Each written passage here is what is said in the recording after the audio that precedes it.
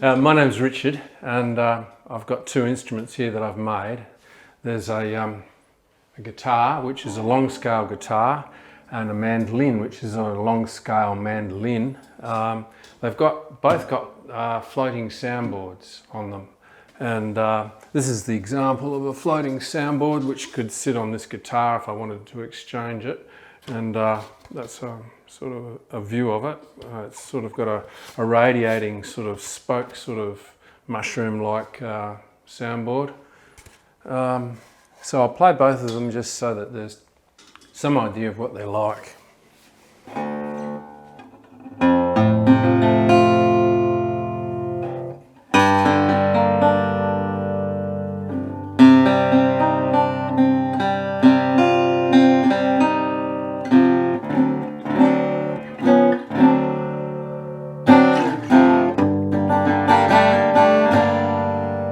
So it sounds pretty much like a normal guitar, really. It's got a huge range in colour.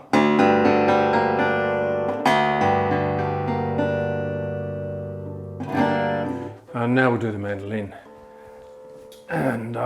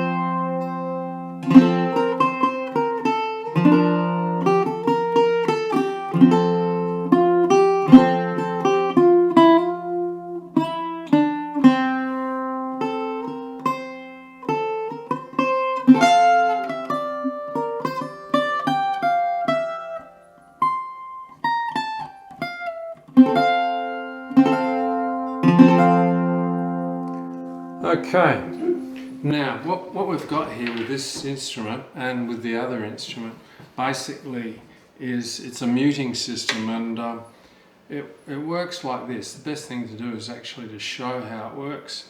We've got on the back of this instrument here, we've got an Allen key, and if I just chuck this thing in here, you'll be able to hear it. I'll do it as best I can.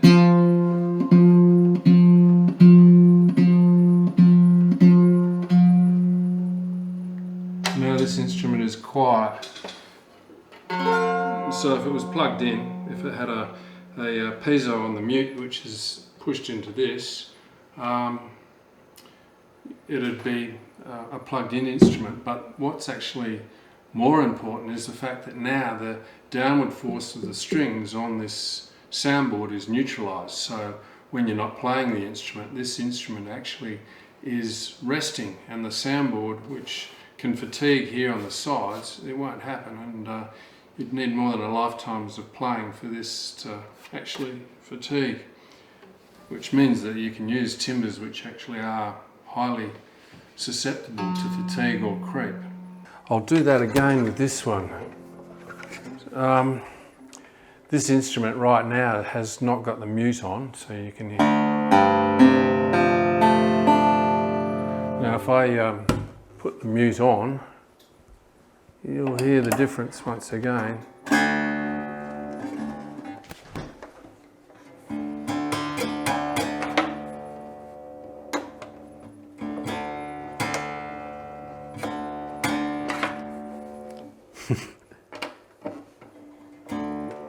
There we go, so the mute's on. It should be here, you can hear the mute's on. Now I'll take the mute off. I'll play it with the mute off just briefly. Now I'll put the mute back on.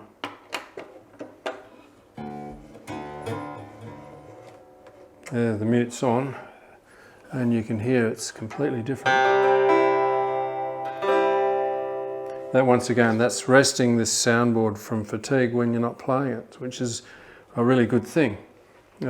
Because this particular soundboard here is sitting in a little well, you can have a locked on bridge, which means there's no drifting or loss of intonation or anything like that. So I think the best thing to do is get on with dismantling this instrument now so that it can really be seen for what it is. So I'll just detune it.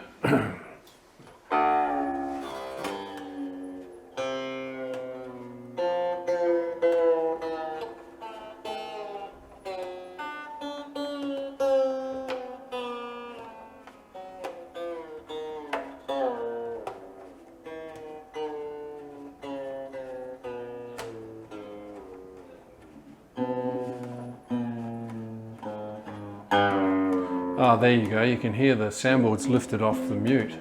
It suddenly gets louder.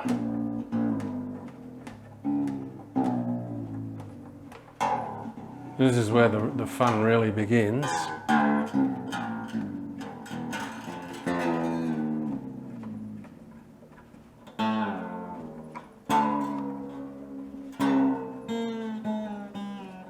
Nearly there, nearly there.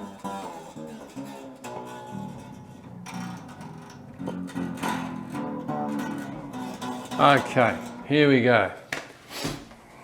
So we've got a soundboard that's on the instrument.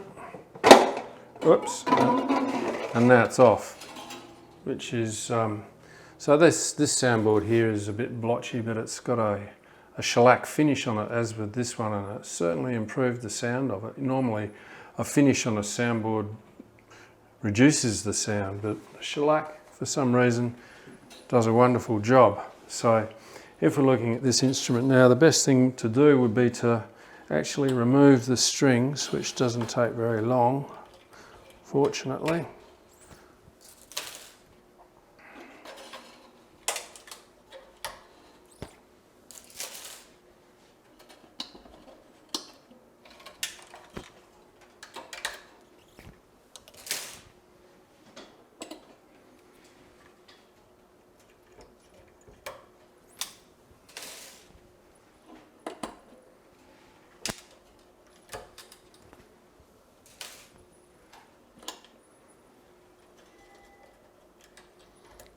So I'll remove the tailpiece too, because it'll just get in the road while we're showing the instrument for what it is. This tailpiece, if there's ever a humbucker or a magnetic put on to this instrument, this tailpiece is a steel piece which goes into a piece of steel here and a piece of steel there, which means that acts as can be the earth for the tailpiece. Okay, so this is a quick release system. It's quite simple and it's effective. It takes either ball or loop strings, which is a good thing about it. Okay, for the fun bit here, we've got a neck which is held on. Before I take it off, this little screw here, which is another Allen key, which is the same as the one that works here, and actually for that matter on the truss rod, this actually allows the neck to swing. So I'll just give a demonstration of that. As you can see, the neck's swinging, and it swings onto the Allen key, and then as that Allen key is screwed in, the neck goes down. So you can adjust string height really easily, very quickly, and not much intonation variability there. Okay, so this neck now can come off, which is quite simple. So you can see here where the Allen key screws into the neck. So it basically means it's possible now to work on this instrument or this neck without having to worry about the other. So essentially with this particular guitar system, you've got three parts. You've got the neck, the body and the soundboard, as opposed to one piece. I wouldn't go so far as to say that this is interchangeable. It just basically means it can be put in a vise, and all this fretwork can be done really easily without having to worry about the body, or vice versa. And interchangeable soundboards is pretty obvious with this, but just so that it can be seen what's going on here inside this instrument here, this is the muting system, and it works best if it's just a solid part here. But if we if I screw the mute back in, you'll see it just, I'll try and stay still. Hang on, I'll put it on the table so you can see. There's the mute coming up and there's the mute going down. It's a fairly simple mechanism and it goes down and locks, and it's out of the road for when you're playing acoustically, or if, for instance, if there's a piezo on there, this can go up and hit the soundboard and mute it at the same time. And when the mute's on, that's the best way to store the instrument, because the downward force of the strings is no longer an issue, which is a good thing. So it's a bit possibly over-engineered, but it's just my interpretation of a guitar, and it produces a unique sound. It's not better or worse. I think with the variability of timbres, like for instance, we've got the two soundboards here. This one here is Australian red cedar, and it looks blotchy, but I like the sound of it. And this one here is King Billy Pine from Tasmania. Now this King Billy Pine is really soft, so you get fundamentals as opposed to the upper partials. So it might suit a more jazz style of playing, whereas this one's more of a rhythm with more of the upper partials, or the range of sounds from it. With these soundboards, we've got this one here, which weighs all up about 120 grams. This is about an ounce, the bridge system on it, and I've got a bridge system here which has just been taken off this one so it can be seen more clearly. This is a standard height adjustable bridge, but it's been locked down onto this piece here, and normally these height adjustable bridges just sit there and they move around a fair bit because the string angle is such that it's forcing it forward. Whereas if it's locked in position, it's a good thing, because you can fix the intonation and it stays there. So you can see here, intonation can be varied, because what we have here is, I'll just take that out. What we've got there is a slotted system. So if it needs to be moved back further or forward further, it can be slotted more. It's just a needle file which is the same size as this screw, it's not rocket science. So that's a good thing for bridges, because to be able to actually fix your intonation as a player, it's difficult to do on most acoustic guitars. The intonation that you get is what you're stuck with.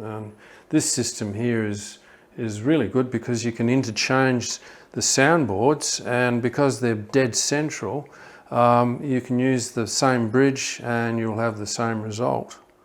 So what I'm giving away is not this particular system here so much as this here. This mute system is a game changer in my opinion, because with all soundboards what actually happens is the string force is the thing that wakes them up, but it also wears them out. So if the instrument's not wearing out when you're not playing it, that's a good thing. And you know, a guitar can be made a million different ways. So what I'm giving away is this basic system. Anybody could copy this with a little bit of advice and help, this particular system. So what it actually does, so that people can understand that, is you've got string force, and the string force is pushing like this, and with a normal resonator there's a cover plate which stops this string force from collapsing the instrument over time. Well, actually it can happen pretty damn quickly. At the same time, with a normal resonator, you have an aluminium cone which is really sensitive to being touched, so the cover plate protects that. Because this compression bar is here in place with, I might add, with a bit of ebony, just to make sure that there's no compression at all built into it. There's no need for the cover plate, because this soundboard is basically robust enough to be sitting on the surface.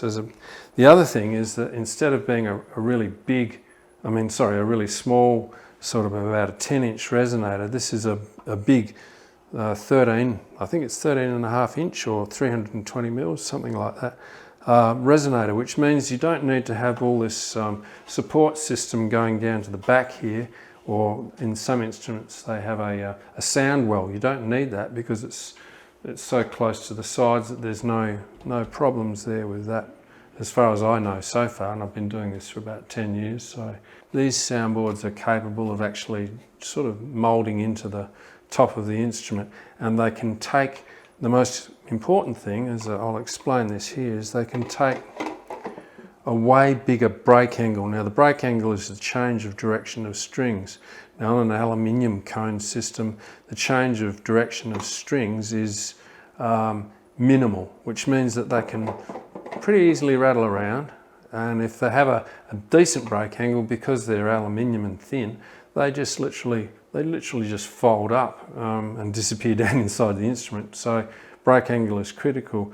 With this, the break angle actually wakens the instrument up, because as you can see, the break angle causes an S curving. You might be able to see that moving there. I'll just do it. You can see that moving. Now that's the break angle is enough force there to cause that to get an S curve. Now what this has got is an S curve all the way around. So you've got an induced arch here, which is not restrictive to a normal induced arch where the timbers are just going that way. And you've got the reverse curve happening there. So it wakes up, it actually starts to really sing and ring like a saw, if you've ever seen an S curve on a saw. And it can handle that, which is something that the aluminium cones don't have the opportunity to do. And they're all aluminium, whereas this can be a huge variety of timbers. I'm looking forward to start to use torrefied spruce soon. It's probably worth mentioning how this evolved, which is quite humorous really in some respects, because I was making these soundboards for some time, and what I noticed was that if the soundboard was stuck to the sides, it killed it. It lost all its sustain, and it had about the same sort of attack, but the sustain disappeared. And if you've got too much sustain, you can easily mute it as a player, so I like sustain. But what actually happened is I had this thought bubble, it wasn't much more than that, of actually making the backs radiant like the top. And this is the history of this idea, it's worth mentioning. And of course all these timbers were going into one point, and I didn't know what to do with that point, so I was chucking coins in there, and I bought up a whole lot of 1 cent coins, because they've got I think it's an echidna on them, one of my favourite little critters, and I was sticking it there. And then one day I was told by a jazz musician that jazz guitars are quiet because if they're plugged in, they don't feed back. And I thought to myself, aha, if I put a mute, which is here, and kill the sound, it won't feed back. And sure enough, that's exactly what happens. They don't feed back. Well, they do, but they're less likely to. And the main feedback with an acoustic guitar is usually the bass. And of course, as soon as you've rammed something into the soundboard, the bass disappears. The bass feedback disappears. Now the neck, I suppose it's worth discussing. First up, Shirtler tuners. This is not a plug for them, but I like the Shirtler tuners.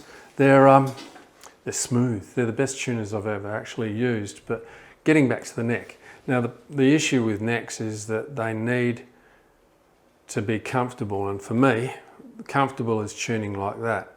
But if you've got a normal system that tunes like that, you normally have a piece down the middle, and that piece down the middle means that the strings flog around and it's a pain in the bum stringing it up and taking them off, and it's not quick. So the theory was to remove the middle bit and just do this. So that's basically what happened there. And this is a piece that I designed, which is a 10 ply, believe it or not, 10 pieces of Australian myrtle from Tassie, which go around and they're scarfed onto this central piece here. And yeah, it works. It works pretty well. It's super strong. There's no way known you could ever drop this and break that. You'd have to smash the living daylights out of this and it still would not break. It's because it's, as you can see, it's scarfed onto this central piece of timber, which is jarrah, by the way. And then of course the bit on the side, that there is celery top pine, also from Tasmania. And the piece, this is inspired by, this particular design here is inspired by Ken Parker, Archtops. He's come up with a system where what actually happens is the thing, it goes into the body, and he's got a screw here so it goes up and down. And for some reason it occurred to me that it might be easier just to have it swinging. So swinging works for me. Ken Parker's system is brilliant. It's absolutely brilliant. And thank you, Ken, for coming up with such a great idea.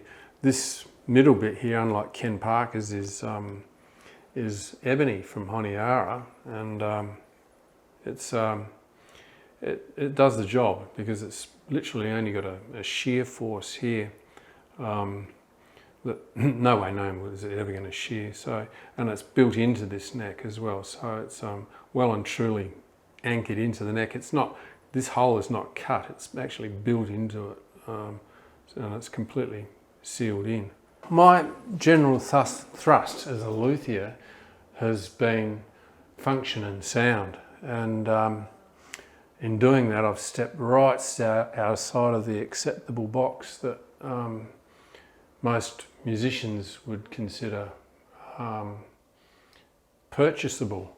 And for instance, this instrument, which takes roughly 200 hours to make, there wouldn't be too many musicians that would risk, I guess, such a completely different looking concept from purchasing. And I understand that because, I mean, me sitting here playing this instrument, you know, like it might sound fantastic, but this is just a recording. And the other reality is I don't make many of these instruments. I'm probably only making 3 or 4 a year. So it's not, the way I see it, it's not a viable thing at this point in time for me to try and sell the instruments. I'm pleased to be able to show the design. What I'm not going to show is the process which I've come up with to make these. The process is my secret. It's taken 10 years and I'm not going to tell anybody how I've done that. And if people try to copy it, well, good on them. I'll consider that flattery. But what I have for sale is these soundboards, and it's for luthiers or players who want to possibly persuade a luthier to give a go, because what this is a wood cone, and this is a floating system which it works. It has good sound, great projection, lots of sustain. Some people might disagree with that, but for me it's a unique sound, and I think a unique sound is, well, a little bit more colour doesn't hurt. So I'm offering these as a product for luthiers. I'd just quickly like to talk about John Doppiera, because he's the most inspirational person for me. Back in the 1920s and 30s, I think it was, he must have asked the question, can you have a floating soundboard? And he came up with the resonator series. There's 3 of them, and this was before amplification. And post-amplification, of course, his idea disappeared for a while and it's become iconic. But he, at this point in time, is the only person I know who's succeeded at having a floating soundboard. And it's worth discussing the floating soundboard because it's a concept that basically means that very little of the vibrational sound or energy is going into the instrument. It's actually staying on the soundboard, hence the sustain that all resonators have. And if you think about it in terms of, say that's the soundboard, if it's fixed on the side of the instrument, when the vibration hits the side, it literally drives the vibration into the side because it's fixed. But if it's not fixed, it can, at a micro level, rock, which is just wonderful, because basically you're not bowing the instrument, you're plucking it. You're not putting much energy into a string at all, and therefore you really want to capture as much of that energy as you can. And John Doppiera did that, and he's been a total inspiration. When this instrument evolved, it was by accident, and that was a wonderful thing, because if you think about it, if you take a mandolin down 2 semitones, you're in the jazz tone, the jazz area, you know, B flat or F or whatever it is. But I've got this back up in mandolin area, which is just here, so I'll just try and play a little bit.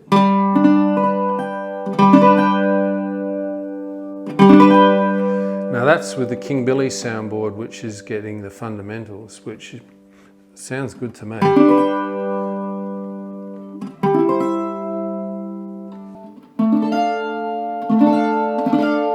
We'll go up the neck a bit.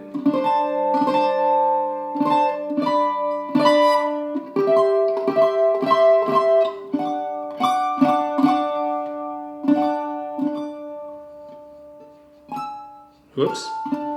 There we go.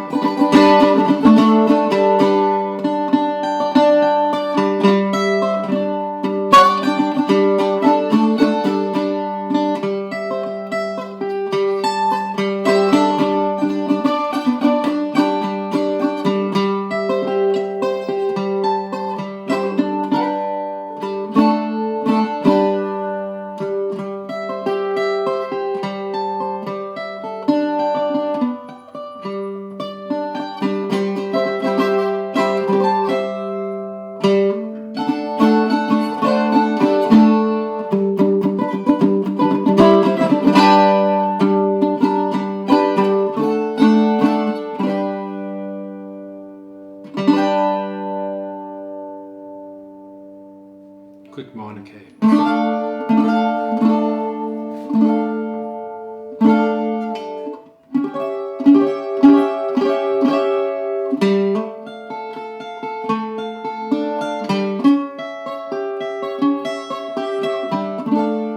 That'll do.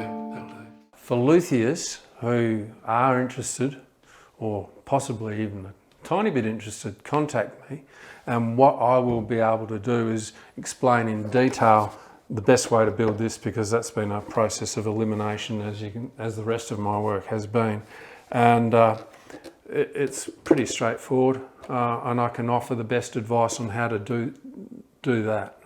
Looking forward to hearing from some luthiers all around the world.